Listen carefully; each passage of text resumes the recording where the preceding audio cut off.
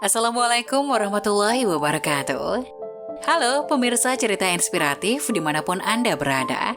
Salam sejahtera untuk kita semuanya. Semoga kita semua dalam keadaan sehat dan tetap dalam lindungannya. Kembali lagi dengan kami di channel Cerita Inspiratif, di mana kita akan berbagi kisah-kisah inspiratif penuh makna untuk Anda simak.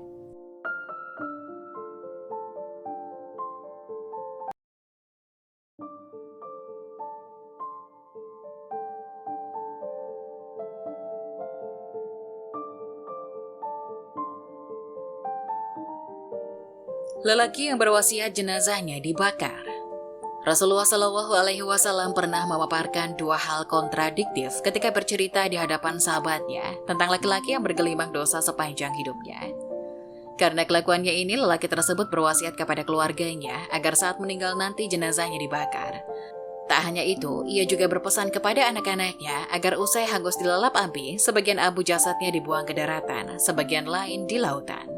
Wasiat ini muncul dari ketakutan mendalam. Lelaki sadar bahwa Allah Subhanahu wa Ta'ala kelak menyiksanya, dan skenario pembakaran dan pembuangan abu tersebut adalah siasat menghindari siksaan itu. Dosa-dosanya menggunung, sementara kebaikannya nihil. Ia berharap bisa lolos dari azab berat dengan menghilangkan jejak jasmani. Ketika kematian itu telah tiba, wasiat pun dijalankan dengan baik oleh putra-putranya. Allah Subhanahu wa Ta'ala Maha Kuasa. Saat orang tersebut meninggal dunia, Allah memerintahkan daratan dan lautan untuk menghimpun abu itu dan menghidupkannya kembali. Allah bertanya kepada si laki-laki, "Kenapa kau melakukan hal ini?" "Karena hasyah ya Rob, dan engkau lebih mengetahuinya." Rasulullah mengabarkan bahwa lelaki itu akhirnya mendapat ampunan dari Allah. Lalu di mana letak kontradiksinya? Di satu sisi lelaki itu berlumuran dosa, namun di sisi lain menjelang kematiannya ia melakukan ibadah besar, yakni hasyayatulillah, yaitu takut kepada Allah. Kisah ini tertuang dalam sejumlah hadis antara lain Sahih Muslim yang diriwayatkan Imam Muslim dari Abu Hurairah dan Abu Sa'id Al-Khudri nomor 2756, nomor 2757, juga diriwayatkan oleh Imam Bukhari di beberapa tempat dalam Sahih Bukhari.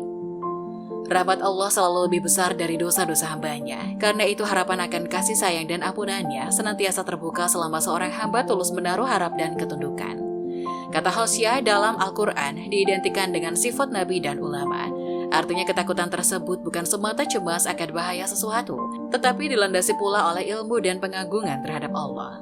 Wasiat berkaitan dengan penyumbangan harta setelah kematian seseorang. Apa itu wasiat dalam Islam? Melansir pada buku Merajut Kebahagiaan Keluarga oleh Dr. Budi Sunarso, wasiat adalah suatu pesan yang mengandung kebaikan yang akan dijalankan ketika seseorang sudah meninggal dunia. Kata wasiat berasal dari wasya, yang berarti menyampaikan atau memberi pesan atau pengempuan. Sehingga dalam kata lain, wasiat adalah harta yang diberikan oleh pemiliknya kepada orang lain setelah si pemberi meninggal dunia. Sumber hukum wasiat didasari oleh firman Allah pada surat Al-Baqarah ayat 180. Diwajibkan atas kamu apabila seseorang di antara kamu kedatangan tanda-tanda maut, jika ia meninggalkan harta yang banyak, berwasiat untuk ibu bapak dan karib kerabatnya secara ma'ruf. Ini adalah kewajiban atas orang-orang yang bertakwa. Melansir pada buku panduan lengkap mudah memahami hukum waris Islam oleh Ahmad Bishri Syakur, LCMA, dalam wasiat, seseorang dapat berpesan untuk memberikan sesuatu kepada orang lain setelah dirinya meninggal. Kemudian, pemberi wasiat berkuasa untuk memberikan wasiat kepada siapapun selain ahli warisnya. Melansir pada buku Hukum Waris Islam oleh Siti Hamidah dan kawan-kawan, para ulama memiliki perbedaan pendapat terkait dengan seseorang yang akan memberikan wasiat. Di antaranya adalah 1. Dihukumi wajib jika berhubungan dengan pemenuhan hak-haknya Allah Subhanahu wa Ta'ala, seperti kafarat, zakat, dan fidyah, atau pemenuhan hak individu seperti pinjaman atau hutang. 2. Dihukumi sunnah apabila diberikan kepada saudara yang tidak memperoleh harta waris. 3. Dihukumi sunnah apabila diberikan kepada orang yang kaya untuk menjalin ukhuwah membalas jasa. 4. Dihukumi haram apabila diberikan pada sesuatu yang mengandung kemaksiatan. 5. Dihukumi makruh jika harta pewasiat jumlahnya sedikit, sementara jumlah ahli warisnya berjumlah banyak. Rukun wasiat. Mengutip pada buku fikih wasiat oleh Nirwan Darmawan, rukun wasiat terdiri 4 rukun, yakni 1. Al-Mushi, yaitu pemberi wasiat. 2. Al-Musyalahu, yaitu penerima wasiat. 3. Al-Musyabihi, yaitu harta yang diwasiatkan. 4. As-Sigot, yaitu lafaz yang digunakan dalam wasiat, seperti saya wasiatkan sepertiga hartaku untuk si fulan setelah kematianku. Batalnya wasiat. Wasiat juga bisa dikatakan batal menurut Abu Yusuf dalam buku Merajut Kebahagiaan Keluarga oleh Dr. Budi Sunarso. Apabila orang yang diberi wasiat membunuh orang yang memberinya wasiat dengan pembunuhan yang diharamkan secara langsung, maka wasiat itu batal. Menurut Sayyid Sabiq, wasiat tersebut dapat batal apabila 1. Seseorang yang berwasiat menderita penyakit gila yang parah dan mengantarnya pada kematian. 2. Seseorang yang diberi wasiat telah meninggal sebelum seseorang yang memberi wasiat. 3. Bila yang diwasiatkan itu barang tertentu yang rusak sebelum diterima oleh orang yang diberi wasiat.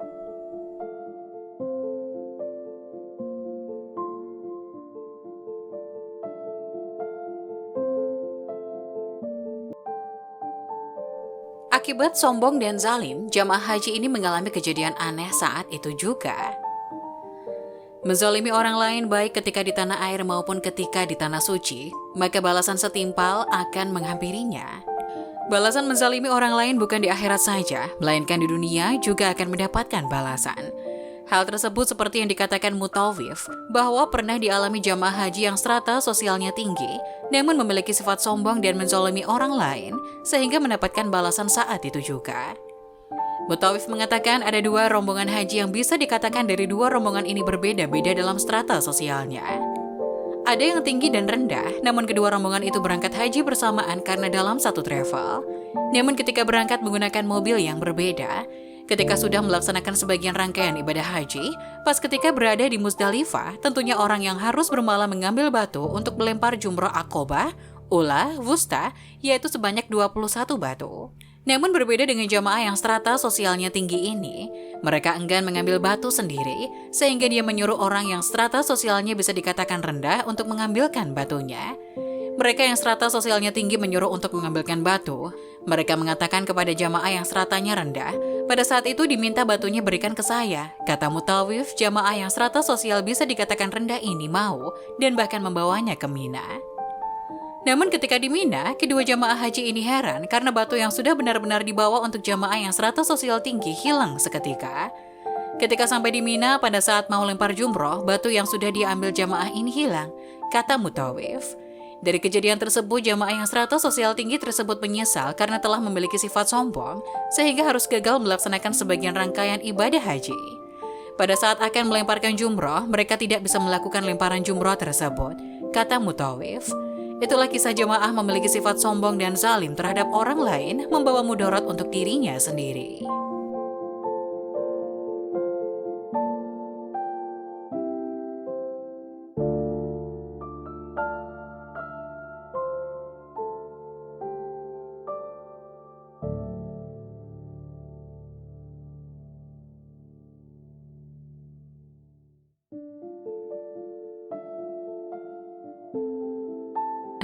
Jangan lupa tulis pendapat kalian di kolom komentar ya.